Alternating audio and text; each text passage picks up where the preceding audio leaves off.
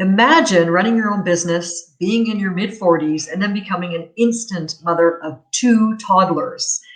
Rita Garnto's story doesn't stop there. The following year, Rita lost her mom to a massive heart attack, leaving Rita the long-distance caregiver of her aging dad, who was 3,000 miles away, and on top of her duties as a business owner and a new mom.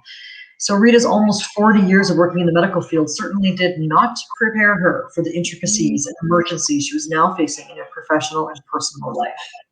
Not even the experience of knowing how to perform life-saving measures as part of a trauma flight team could prepare her for all the complications of running a busy massage practice, being an adoptive mom, and a long-distance caregiver to her dad. Does any of this sound relatable?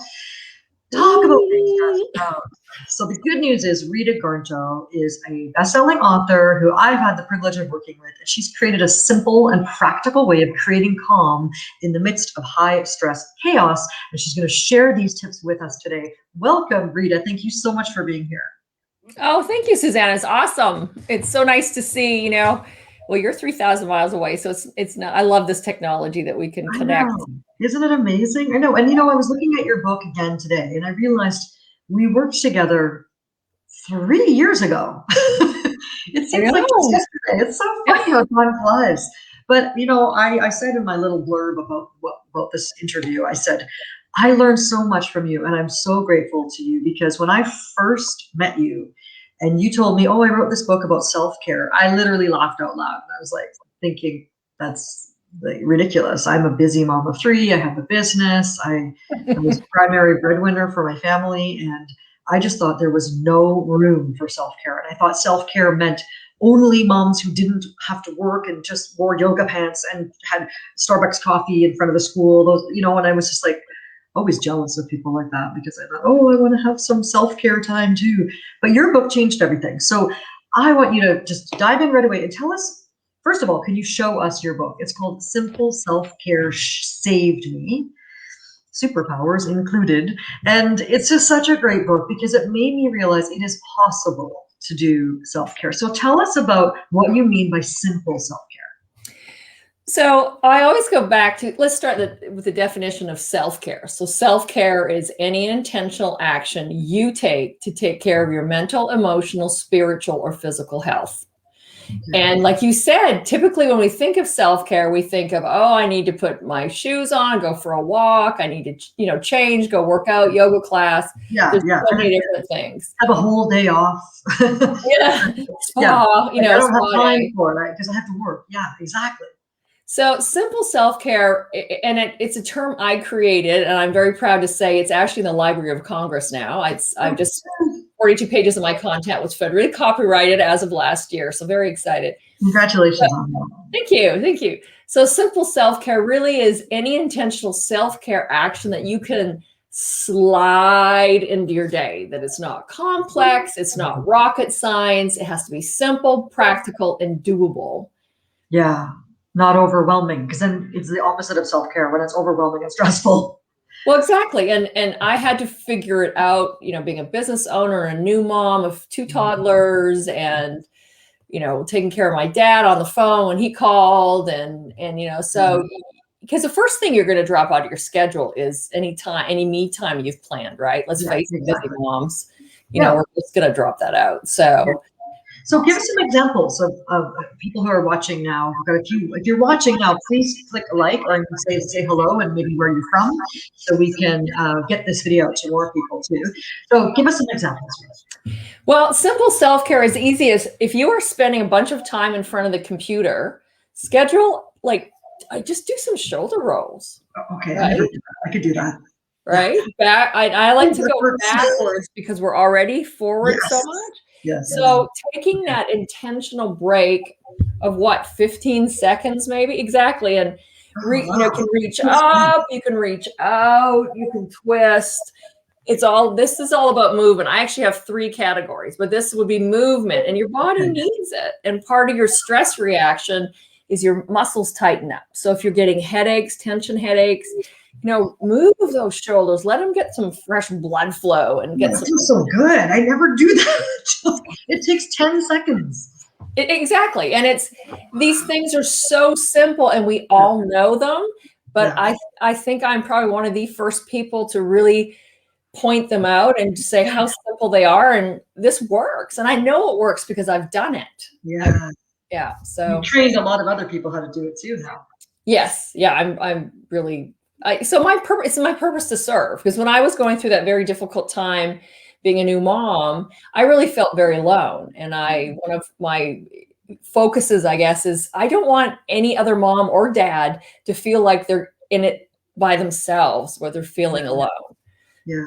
So and especially right now with COVID, so many of us are lonely. People who are not partnered, married, or living with a partner, and elderly. I know my mom lives alone, and it's been really, really hard. So self-care is really important.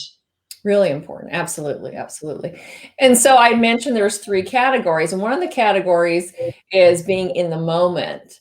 And that can be as simple as, taking an intentional pause, say when you're drinking your coffee or tea in the morning, and maybe smelling the aroma, and then engaging your taste buds when you take that first sip, and just, like savoring it. Right. It's savor, experience the flavor or the smells, or stop and like, what do you hear?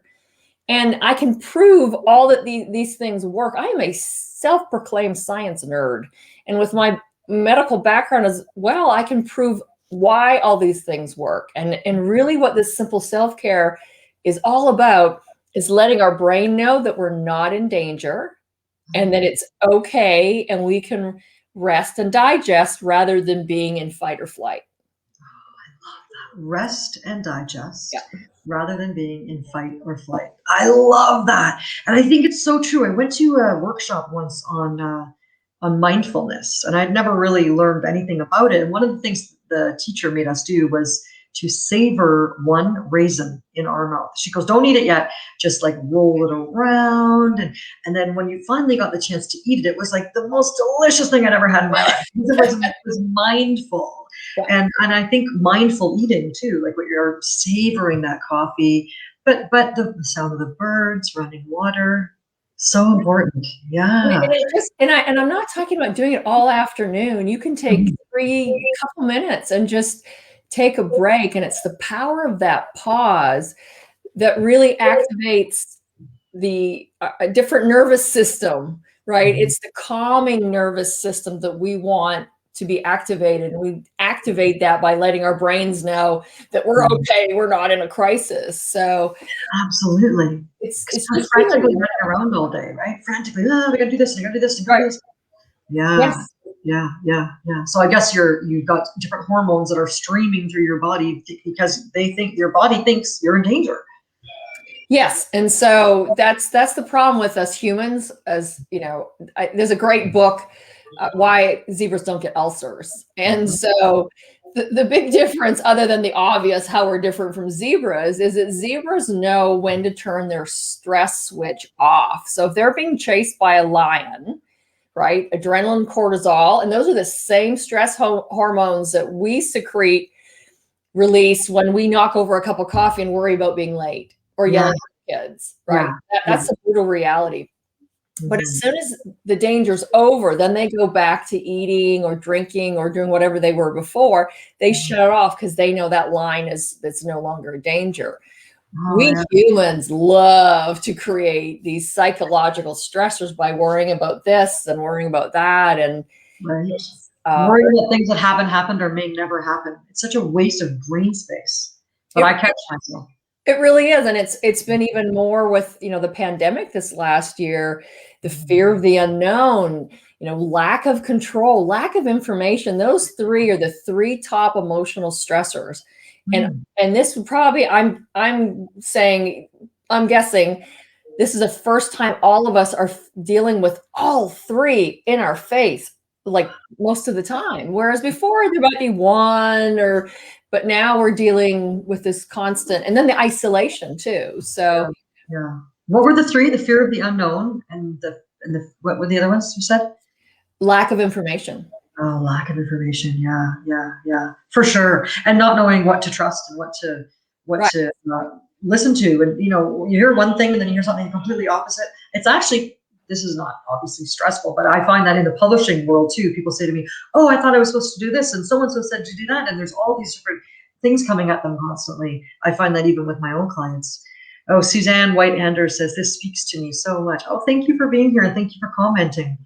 Rita, can you give us a couple other examples that people can implement easily? And the other thing I want to ask you is, how do we remember to do this every day? So I always start, so I believe in setting yourself up for success.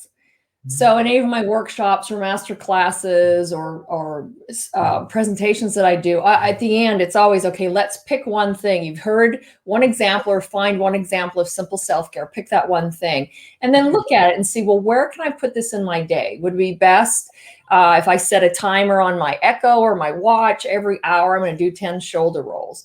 So you set up some kind of reminder system. Okay. And it's by picking one. And I have to say, we women are the worst. Just about every presentation I've done, I'll say, okay, let's pick one. Now let's share. And then inevitably someone says, I'm going to do this. I'm going to eat only green stuff. I'm going to work out 3 hours every day. I'm exaggerating. And I'm going to do this, this, and this. So aren't we women? Aren't we women? I don't know. We're overachievers, I guess. I do the same thing. I've tried to change like 7 things at once. I'm going to work out every day. Okay, maybe 5 days a week. I'm going to start drinking from 0 water to like 3 liters a day, and on and on. And it's not doable. I don't do anything, and then I feel like crap because I feel mad at myself. Right. And then there's the guilt, and it's like, well, I might as well eat the whole cake, and I might as well just, So it's a spiral. So really it's picking one thing. So you mentioned drinking water. Now, drinking water is a simple self-care. If you aren't hydrating enough, then your brain thinks you're hungry, and there's all these things going on. Yeah. So maybe this week, plan on, I'm going to drink my 8 glasses of water a day, whatever, Yeah. And that's your focus for the day. That's it. So start with 2 glasses. That's what I find too. Just you don't go from 0 to 8, because I know I won't do 8, and then I'll feel bad about myself. I think one of the things I learned from your book too was, obviously keep it simple but doable. You mentioned that earlier, so that you're not setting unrealistic expectations, right? Right. That and yes, absolutely. You've just setting yourself up for success. So another couple things are. So I call it, the third category is mind unfulness. I made that word up. So it's a fancy word for brain dump. Okay. And when my second edition of my book comes out, all this is going to be in there. So it's about brain dumping. It's about making a list. So how many of us right before we go to bed, oh my gosh, I didn't do this, this, or this, or this. Yeah. Take a piece of paper and write it down. And you can I've even written out, dear notepad, I am giving you these things to take care of tonight. I'll get them in the morning when I'm done. And I've read it. I will read it out loud. So I hear it and I see it and I say it. Wow. Trying to convincing my brain that, what, it really is okay. I don't need to worry about those things. All night long while you're sleeping. Yes, that's a great idea. Journaling, I find when I'm really scattered, I'm like, oh, I just don't know what to do first, or you make a list. Okay, so pick the top 3 things. And then out of those 3, what really needs to be done right now? So again, it's pausing. It's giving your brain a moment to calm down and be able to focus. Yes. Suzanne said, keep me posted on the book title. Got to go now, but I need this. Okay, perfect. Thank you, Suzanne. So Rita's current book is called Simple Self-Care Saved Me. It's available on Amazon, and the new edition's coming out in a few months. I guess we need to talk about that. Yeah, I don't know. It's an idea right now. I've got some other big things going on. So yeah, it's exciting. But getting back to that, one thing I do with my kids when they were little, and actually I don't do that much anymore now that I think about it, but I used to ask them similar sort of a gratitude list before they went to sleep at night. I would say, tell me something good about your day. But then I realized I morphed it over the years to saying, tell me 2 good things and 1 bad thing about your day. And I realized that the putting the negative in there was important, because then they would tell me something that happened at school that they hadn't told me in the afternoon or at dinner, or life's so busy sometimes I didn't even see them because of jiu-jitsu and gymnastics and everything. But I think the brain dump idea I think if I did it, and I would love to do it, is have a list of the things I want to get off my brain, but then also 1 thing that I'm grateful for. When you say journaling, I don't have time to do that. I'm telling you right now, I'm not going to journal for that. But the thing is with journaling, you make up the rules. Like there are no rules for journaling. There are, you can write, you can make it a gratitude journal and write down 3 things at night what you're truly thankful for.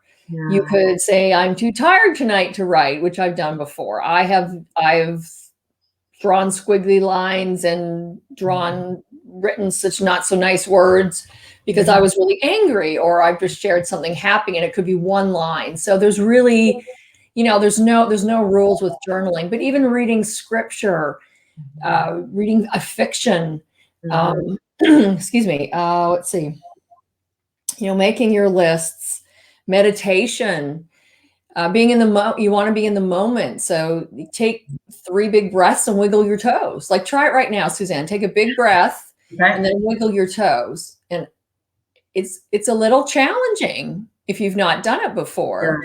Yeah. And so again, it gives your brain something else to think about. That's true. It pulls you out of that stress mode. Yeah. I've learned a really good tip about meditation because I always feel like, oh, I can't meditate. And I took a great course with this woman in April, Rita, who's local to my area. She teaches online too. She teaches how to meditate.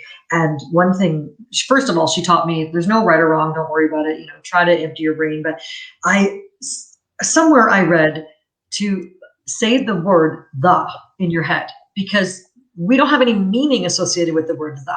It's almost one of the only words, maybe "ah," but when I'm trying to meditate or just to relax my brain, I use the word "the." It's kind of funny.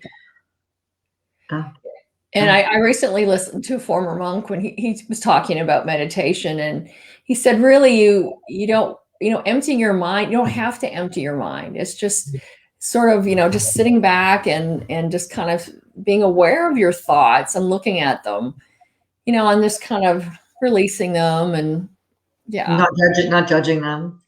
Not judging. But also the breathing is so important. I know it sounds so funny that, again, like I met you through Providence Publishing, my work. I meet the most amazing and interesting people through my work. And I remember one time someone came to me and she said, I teach people how to breathe. I thought, oh, this is really weird because I breathe all day. But I didn't realize how important it is, because I breathe pretty shallow because I'm just go all day. And sometimes I'm like, oh my gosh. And so, I learned about bottle breathing and all the different ways of it really does slow down your whole system.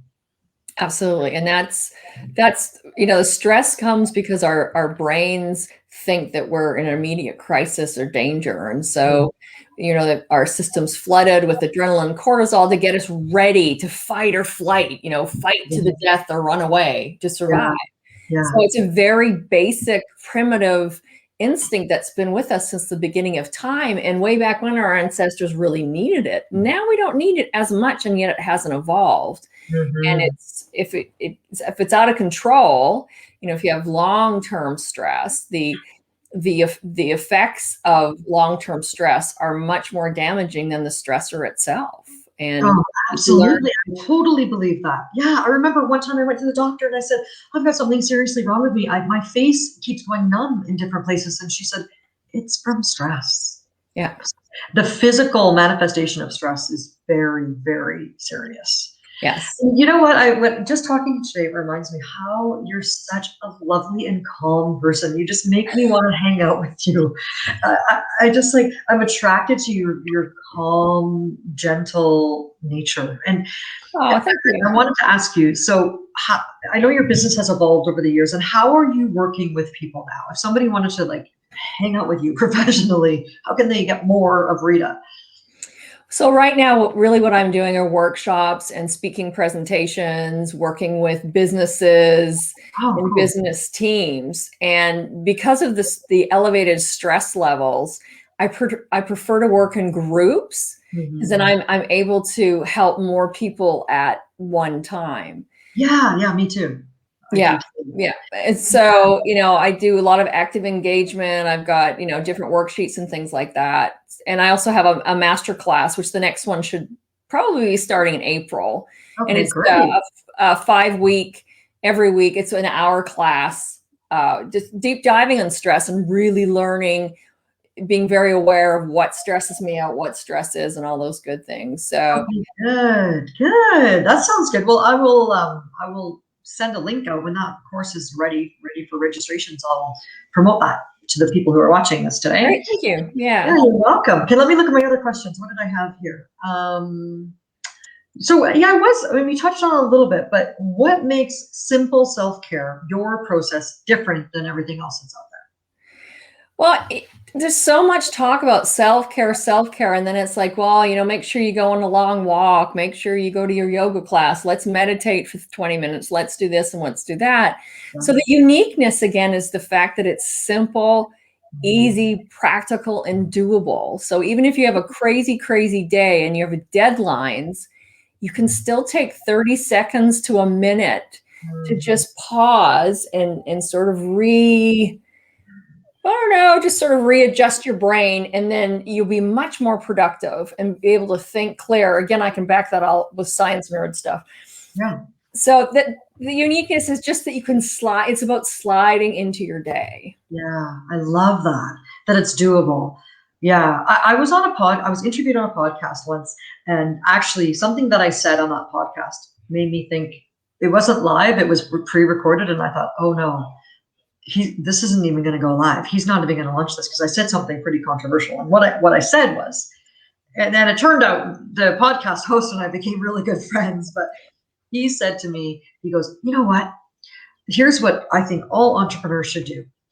As soon as they wake up in the morning, for the first 90 minutes, 90 minutes, they should, and then he did this huge list of things that they should do. Like they should do their gratitude journal, they should do their meditation, and they should do yoga, and then they should do some reading and entrepreneurial type books and positive thinking and all this stuff for 90 minutes. And I just looked at him and I went, I guess if you're not a mom. And then he looked like I slapped him in the face. And I said, I don't know any mom that could do that. Like, you cannot ignore your children for 90 minutes. And he says, well, you just get up 90 minutes before they wake up. And I'm like, we're exhausted. I need every last minute of the 4 hours of sleep that I'm getting. Yeah. So I thought that's so unrealistic, but that's what I love about what you're saying. And I mean, just the shoulder rolls. I think I'm going to put a sticky note on my computer monitor, just in the corner, just says shoulder rolls. So I can just do that. And I know I need to open up here because I spend so much time in front of the computer. Brutal. Yeah. And the long-term effects, you don't want to end up being a hunched over little old lady. You want to, and then if you keep your chest open, then you get bigger breaths, you get more oxygen, you can think clear. You're dead sexy. There you go. Stick your boots up. Come on. I'll do that all day now. So, okay, I want to ask you a few questions. We have about 5 minutes left. So, about writing your book. So, how did you, or were you one of those people that everyone says, oh, Rita, you should write a book, or how did it come about? Because you didn't write it through my program. You came to me with your book already done. So I'm always curious about what was your process for writing? Wow, so I always knew that I wanted to write a book. And then I was working with one person in particular, and she kept saying, write an ebook, write an ebook, write an ebook. And I really didn't want to write an ebook. Yeah. And so, as luck would have it, my next door neighbor is a writer. She's a young adult writer, and she's actually, her first book is going to be published next month. Oh, that's great. So I talked to her, and then she gave me a lot of valid suggestions, and I just decided, well, okay, I'm going to, put some other stuff on the back burner and really focus. And within 7 months, I wrote it. Yeah, good.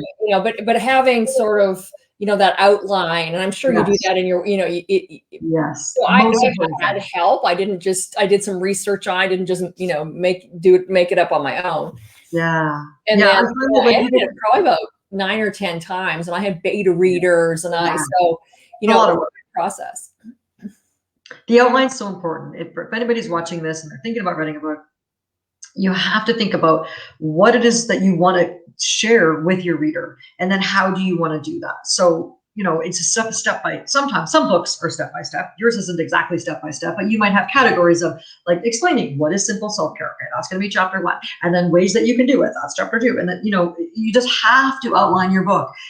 there are many times when people come to me with a book, say, oh, I wrote a book, and then we can't publish it because it's literally random thoughts strewn together in a Microsoft Word document. And when you think about the reader's journey from the page 1 all the way through your book, how do you want to guide them through your information? It has to be kind of organized, or else the reader feels like it's frantic and it doesn't feel comfortable to them. Yeah. So absolutely. So yeah, I was very blessed that I've got Hallie next door who's yeah. And then I got to work on the cover. Love the cover. I love the cover. It's so cute. And yeah, that was awesome. So I'm excited to talk with you about your second edition that's going to be coming. So the back cover, I don't know if you can see, this is Sophie Self-Care. Yeah, I love that. Well, she now has a partner, Simon Self-Care. So good. So he's all, I have an illustrator who's created him. So just because it needs to, I mean, men are stressed out like we are. They deal with it differently. And yeah, they have different stress too. Yeah. So, get your superpowers, Super Sophie. That's great. I love it. So now I remember something about you having a stress quiz, right? How can somebody find out how stressed they are and what to do about it? It is a free online stress quiz. If you go to my website, it's on the front page of my website, and it's 25 questions that you score yourself from 0 to 4, and it'll give you a number, and then it'll tell you which one of 4 categories you're in, with a follow-up. So every few days after that, I will send you an email making, suggestions based on your score and helping you find your simple self-care that you can start. Oh, that's great. Good. Okay. So, and that is at simpleselfcare.net. That's your website, right? Okay. Yes. I didn't even have to look down. I remember that off by heart. Simpleselfcare.net. And tell us about your weekly group that you have. So, I've talked about people. I don't want people ever to feel alone. So I've created this weekly self-care text club. So every Tuesday morning you get a text. It's just a baby blog with a quote and some thoughts and some kind of, thought-provoking questions. Okay. So if you live in Canada or United States, if you open up your text app and text the word chocolates with an S, and I love chocolate, to the number 71441. So again, it's free, unless you pay for your messaging. And then every week I send you a tip, a hint. Nice. You're part of you don't send chocolates though. Pardon me? You don't send chocolates? Not right now, no. I have partnered with a chocolate company out of Arizona. So yes. That's great. So that's a whole other topic. Work with them, become your client. Maybe they'll get chocolates. Who knows? It's been so nice talking with you today. Thank you so much for those tips about making it simple, the shoulder rolls, breathing, gratitude journal. Journaling has no rules. I love that one because I kind of thought you had to do it for a certain length of time. But is there anything else we want to share with our viewers? Well, I think especially for the ladies that know, N-O is a complete sentence. So oftentimes, just keeping it simple, having boundaries, and not you don't have to say yes to everything. Yes.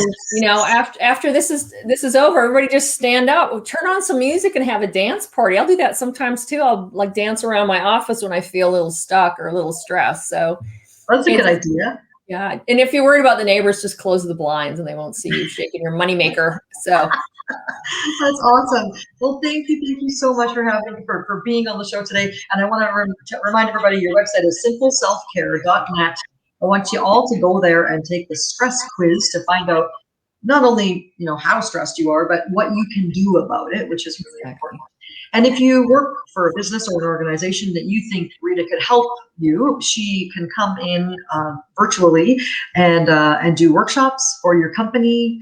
And really, think about how that can benefit a business in terms of productivity. Yeah, productivity, profitability, making it a happier culture.